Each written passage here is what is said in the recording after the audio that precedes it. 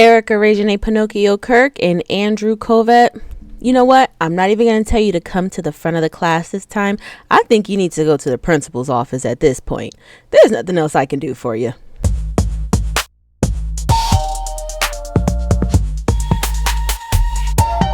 What's up, everybody, and welcome to another episode of In Cahoots Podcast. My name is Nikki.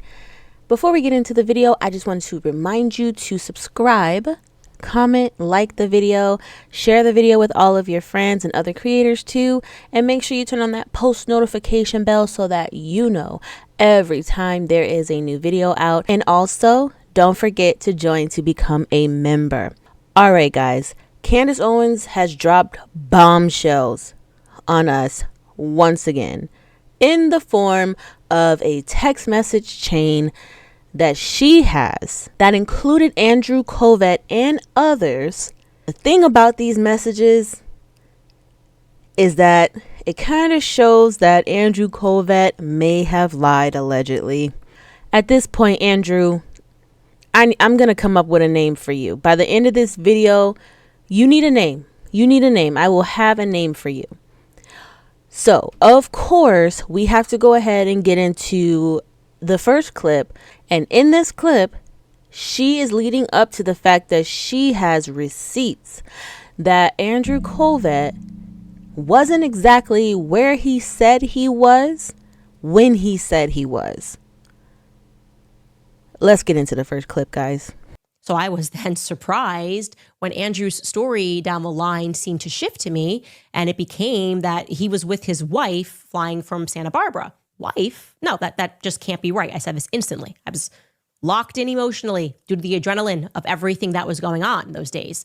Andrew told me his wife asked if he wanted her to then fly to Utah, and he told her, of course. Okay. A conversation that I registered as his wife having flown separate and later from him.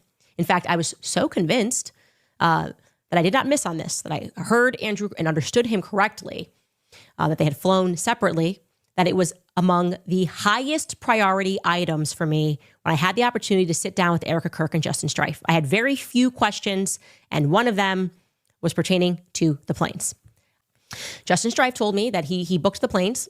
He said, I booked the planes. I'm paraphrasing here. He was like, and Andrew's wife was supposed to be on the plane, but I don't know if she got on it. Let me double check, he said. I'll get back to you and I'll double check. And he jotted down as something to get back to me. And he did eventually get back to me. He says, later, the next day or so, he texts me, says she was on the plane. And yeah, his excuse was like, I'm not sure because even though I scheduled her, sometimes, it was such a crazy day, things could have changed and maybe she found her own way there in the end. But of course, I looked at ERIKA, expecting her to pipe up and say, yes, she most definitely did fly with Andrew. You put that pencil down, Justin. I know, of course, that she flew with Andrew because we met on this tarmac and had this hug and cried. But no, ERIKA blanked me. She did the ERIKA thing, the eye. She stood there.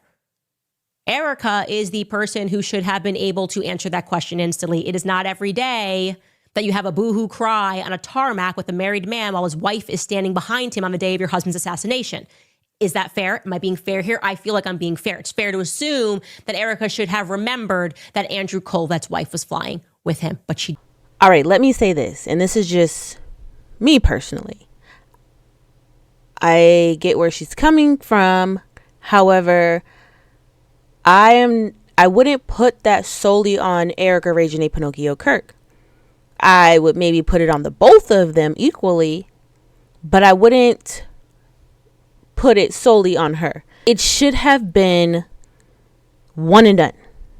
Either Andrew Fairy Tale Flight Kolvet should have said, we flew to Provo right away, and then that's just that, meaning we as in my wife and I, or I hopped on a plane, my wife met me later, which now we're hearing both sides of that, which is odd.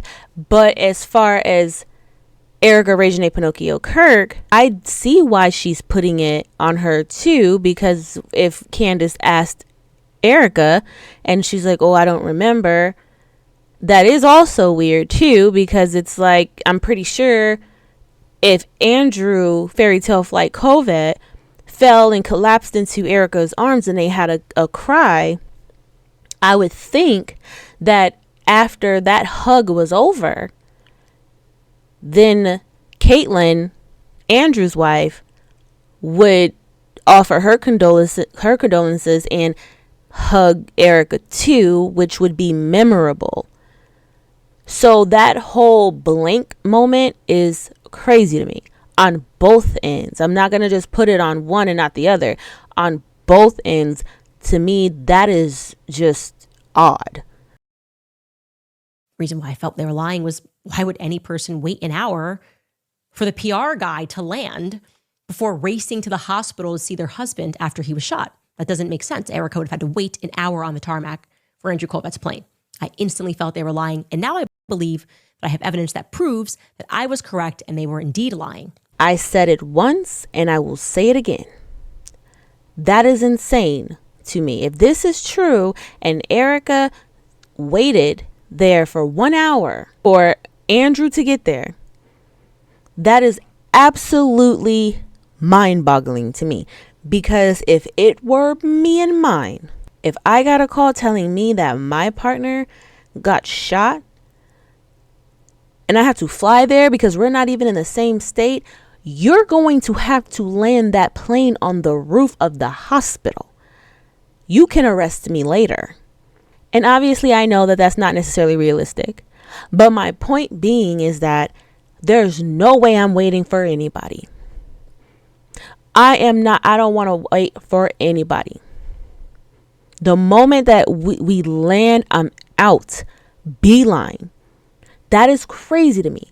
Now, I heard a lot of people say, well, Charlie was already gone. So maybe, she just wanted to, wait for more support. Support me when you meet me at the hospital. Support me then. I have to go. Andrew Kolvet messages the group and he says, he's telling them for communications, we can confirm publicly that he's been shot. Take a look at this, okay?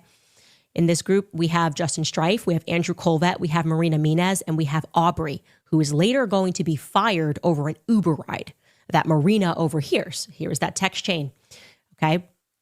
So at 1:29 p.m., again, I'm adjusting forward, Utah time, he is then informed that CNN wants to have someone on the show. Everyone's reaching out, right, to speak about it. And he instantly says no. Just a minute later, at 1:30 p.m., he is asked, can Morgan do a news hit at 8 p.m. Eastern? And there's no response. Okay, so at 1:30 p.m., there's no response from Andrew until almost exactly 2 hours later at 3:25 p.m. Again, this is Mountain Time. 3:25 p.m. Utah time, he asks back, is she on Fox? Like, is Morgan on Fox? And then he replies to that initial question that was sent to him at 1:30, and he declares why he's been absent for 2 hours. So he's following up, and he says at 3:26, sorry, on the plane, this just loaded. This just loaded. When I first saw these messages, instantly the first message threw me off for more than one reason, right? So Candace said that was 39 minutes after Charlie had been shot. Now the message that Andrew Fairytale Flight Kolvet put out says, we can confirm he's been shot. When Candace kind of paraphrases in a way and she says, Andrew, writes in the group chat, we can confirm publicly that he's been shot.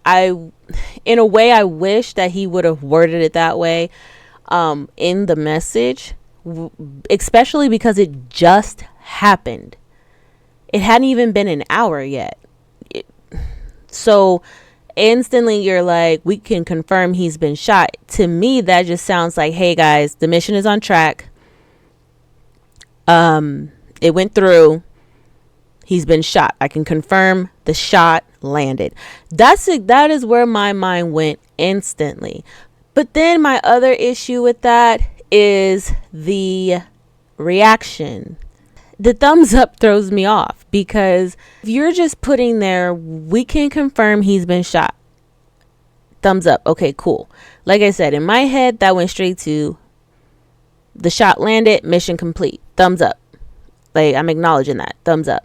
And I guess it just would have felt better to me, or maybe just in my mind, if he had have worded it that way and just said, yeah, we can confirm publicly that he's been shot. And then that thumbs up is like, all right,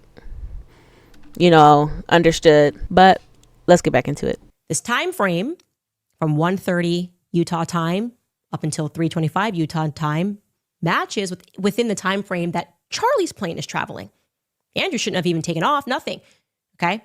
I'm showing you, this is Charlie's plane, and that plane is going to leave at 2:31 p.m. from Scottsdale and land into Provo at 3:31 p.m. And we're going to be told that ERIKA and Tyler and Elizabeth McCoy and Stacey Sheridan are on this plane. But this text chain makes it look like it's Andrew.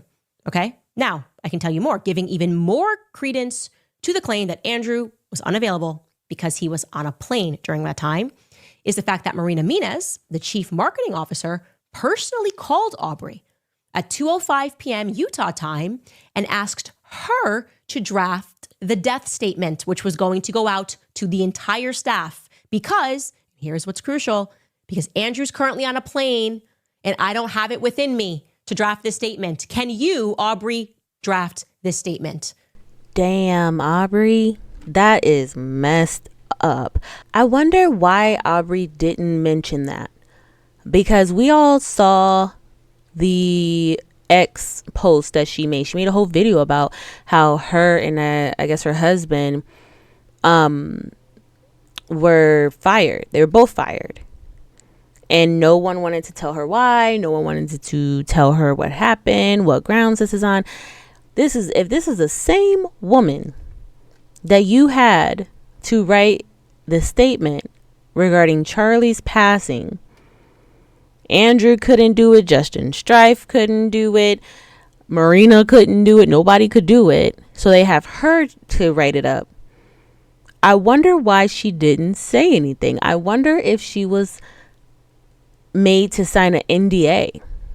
If I were that close with everybody to the point where they trusted me to write the statement, and then I work all these umpteen hours for you and I'm losing sleep, losing time at home with my partner, I'm going to say that. I would have said that in the office when she recorded the whole situation about her getting fired. I would have said it then. I would have said, you guys, what is this? You guys had me write Charlie's statement regarding him passing, or even within the video that she made on X. I wonder why she didn't say it then either. Like, hey, I was so involved. I put in all these hours, and I was the one that even wrote the statement to the public regarding Charlie's passing. I mean, that would have been a game changer at the time. So I wonder if she signed an NDA and wasn't allowed to mention that part.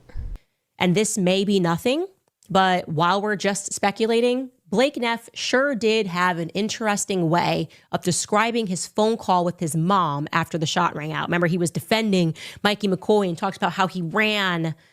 And after he ran, he called his mom. Listen to the words he uses at the end here. Take a listen. I remember he calls ERIKA. Around the same time, I pull out my phone and I call my mom just to say, Mom, there's been a shooting. You're going to see it on the news. I'm okay. Pray for me. I've got to go. And I remember that call. And around the time I put that phone away, and then he immediately calls his dad. He calls Rob McCoy. I put that phone away is a very interesting way of putting it. No one calls their phone that phone. Yeah, Candace is right on that. That was weird. For him to say, I put that phone away, 100% to me implies that I put that phone away because I have my other one here. Like, it does imply that there's more than one phone. Blake Neff reminds me of just that bad friend that doesn't know how to lie to get you out of trouble. Imagine him and Andrew, they robbed a bank and they get out, but then the cops are down the street and they're like, hey, you guys might fit a description. What were you guys just doing? And Blake is like, well, we wasn't robbing that bank. I'm going to show you guys, by the way, that second part of the chat that we did not have for you so that you could see it, where I was discussing Justin Strife jumping in saying, confirm or deny what? All these messages are coming in. Is the email authentic? Yes, you can see these times, and it is at the end there at what would be 4:25 p.m. Utah time that Andrew jumps in and says, my internet just came back on. Justin Strife. Okay, at this point, I'm thinking it's just me, because is that not weird? I guess my thing is just when Aubrey put out the statement regarding Charlie being shot, I believe at the end of that statement, if I remember correctly, it said something like, we would like for you guys to send your prayers to for Charlie and his family, and something in this private moment, but I guess what I'm wondering is just, why are they not doubling down on that private moment in this very message thread? Like, why is it that they are bringing up all these interviews already? I mean, it hasn't even been 6 hours, 12 hours. Like, it hasn't even been that long. Like, I feel like in this moment, you would think that they would be fighting for privacy. No one is going to go on news outlets. Nobody is going to go on social media. We need to go to the hospital. We need to, love on ERIKA. We need to love on the babies and make sure that everybody is okay and give full support. Why are we talking about CNN and Fox and all of that stuff when in the statement you guys did mention that it's a private time? So, I mean, as far as Justin, he's like, it's your call, Andrew. Obviously it is, but I am always inclined to tell these people to F off. I mean, in a sense, I'm with Strife on this one, because I wouldn't even be able to think about setting up any interviews with anyone or doing one, let alone myself. So that strikes me as odd that we still have Aubrey on this second page of messages, still like, well, can we get somebody to do this? Morgan, somebody junior, CNN, Fox. Like, wait, like that's almost overwhelming me. So what are we doing at Duncan Aviation full stop? I don't really know. Anyways, the Y-Refi plane had some interesting stops that day that I would like to bring up here. It just happens to go from Scottsdale in the morning to Provo, then from Provo to Santa Barbara at 10:24, then from Santa Barbara, it goes to Scottsdale. And if you actually put this up, you will start to realize that when this plane lands, at the times that it lands, like when it arrives in Provo at 10:06, it happens to land at a time where suddenly that plane, the Egyptian planes, are going to be transponding. Okay. Same deal when it lands in Scottsdale at 1:44. It's suddenly, it's like when these blue planes start to transpond, you're just going to see that Y-Refi plane now added here. And it's interesting. Like right when they land, see, it lands in Provo, and then right away, that Egyptian plane starts transponding. Then it lands in Scottsdale, and right away that Egyptian plane starts transponding. It's like planes can communicate to each other on a satellite if they know which satellite they're going to. Again, I'm in speculation zone, but I don't like the idea this was just a drop off. I remember watching one of Baron Coleman's lives where he did kind of focus on that 10:06 landing in Provo, and I remember that he said the 10:06 landing could have been, I don't know how sure he was, I can't remember, it was a few lives ago, but basically said that was ERIKA. He did say that he believes that ERIKA was the one landing on that 10:06 flight. Biggest question would be why? I mean, this is prior to Charlie being shot. This is extremely early. Like, what was ERIKA Reginae Pinocchio Kirk allegedly doing there at all at 10:06 landing there? I remember Baron saying that. But that was like a big question. Like, well, why would she be there that much earlier? These planes have been like the biggest mystery of all time. And I just wish that somebody would just find it out, pinpoint it, just this happened, that happened. Where's this? So give me some surveillance, something, because I'm just on the edge of my seat at this point, honestly.